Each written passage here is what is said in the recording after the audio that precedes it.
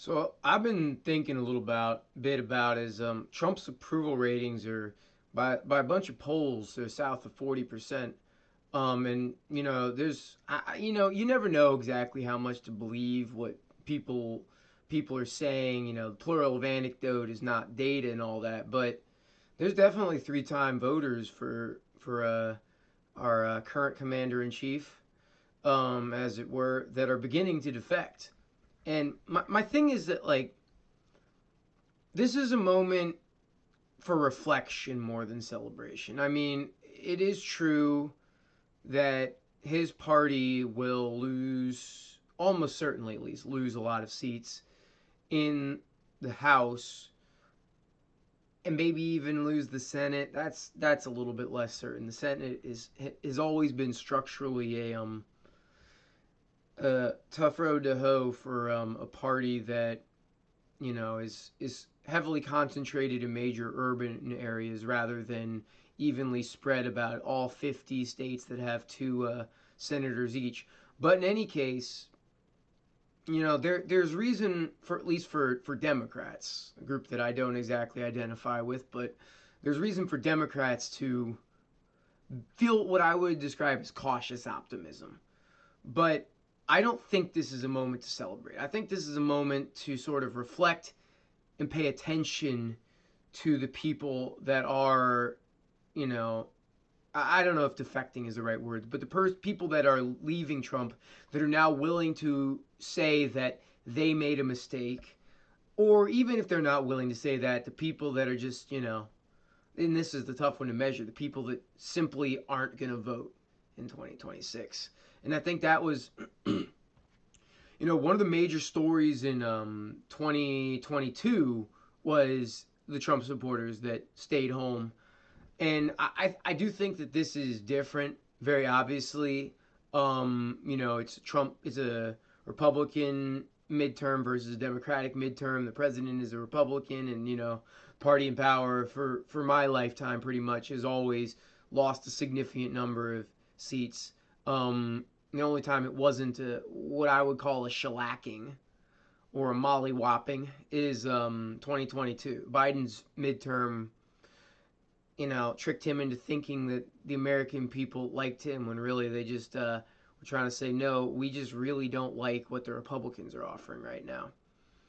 And I think the time of people realizing that, oh, Trump is not good at this. He's doing a lot of stupid stuff for no reason. A lot of mistakes that he just made because he was flailing somewhere else. Whether we're talking about Epstein or whether we're talking about the immigration raids, or raids not even the right words, masked goons out on American streets grabbing people because they looked like they might be from somewhere else. That's more than just raids. A lot of Americans would have supported raids, and they would have supported the exact same numbers of people being removed from the country. But the way it was done, it's hard to not to draw comparisons to other authoritarian regimes when you see something like that. But I'm a little bit worried about what comes next because I don't know, man. Maybe I just go for it. Graham Platner, it represents a lot of things that I think the Democrats should consider strongly.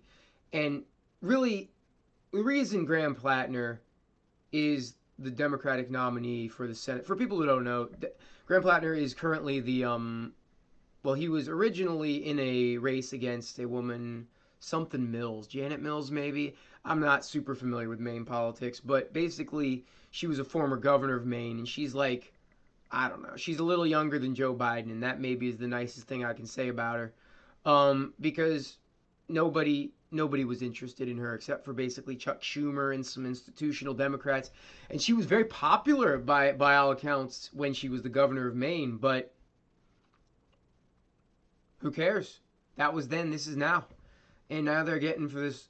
They've got this guy who's some kind of oyster farmer, and he was in the military, and he has a bunch of misogynistic posts up on Reddit from not all that long ago, like last year or so. And there's sort of a case to be made that he's had to sort of come to Jesus moment. He did get his Nazi tattoo removed, which is nice. And he claims he didn't know it was a Nazi tattoo. And I, you know, it's just if the best candidate the Democrats had available is a guy who didn't know that he put a Nazi tattoo on his body. Um, that's a candidate quality problem. Like you should ideally, if it was truly the broad tent party that it claims to be, you would have people that could do populist politics effectively without problematic past. And obviously, the other person to look at here is John Fetterman. Now, John Fetterman, bless his heart, has had some serious struggles. He had a stroke. He was basically unable to talk, and there was a moment where he was asked if he supported fracking in a debate with, for anyone who doesn't remember, he was running against Dr. Oz of Oprah Winfrey Show and then later his own show fame. Dr. Mehmet Oz, who was genuinely a very talented surgeon before selling his soul to Trumpism. But in any case, John Fetterman, like I say, I hope that he can come through this on the other side a better person. But I mean, he is like he's almost the Joe Manchin of the 2024 Senate class. I mean, I don't know how else to describe him. He's a Democrat, but he basically on almost all of the major issues, he's really on the side of the administration. And I don't really know why. I mean, the cheap shot joke is, of course, he has brain damage. Of course, he turns out to become a Republican.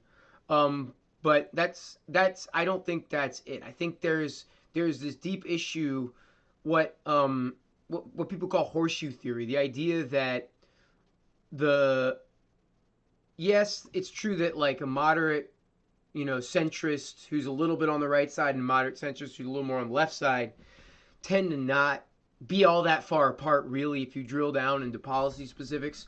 But there's a surprising amount of similarity between the populist left and the populist right, because fundamentally they both have similar conceptions of the uniparty, of the idea that both of the major parties, they want to box out true competition so that the actual debates are over a relatively narrow bandwidth, narrow width of like different ideologies. And I think if you look at sort of McCain running against Obama, or you look at Romney running against Obama, to be fair, to be frank, this was never true. But in fairness, it rhetorically was a lot more true. The people, they kind of agreed on certain standards of decorum and norms in a way that is just basically gone. It's maybe a little bit more the Republicans' responsibility for causing that, and by the Republicans, let's be real. I mean Trump. I mean Trump is responsible for the escalation of rhetoric more than any other single figure, and he sort of dragged his party along with him. But the Democrats are complicit in the sense that they thought that they could get away with doing what they'd always done because Donald Trump represented such a departure from the norms that the people would, basically see him and be like, wow, anything but that. And they've abdicated their responsibility to proactively present a vision of what things could possibly look like in the future. And I just, I don't know if it's fair to say that Graham Platner is like, the problem here.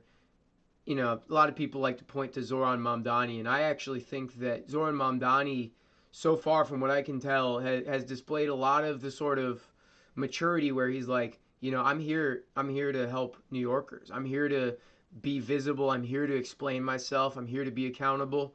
And I might not think socialism is the best thing for New York City, but you know what? What was happening before wasn't the greatest. And if we have somebody who cares for the people, who is willing to take criticism of things when they don't work, like, I don't care what he calls himself. If he has a proper corrective mechanism for anything he does that's against the interest of the people in the short term or the long term, then I'm all for that. Whatever you call that. I really don't give a damn about the labels.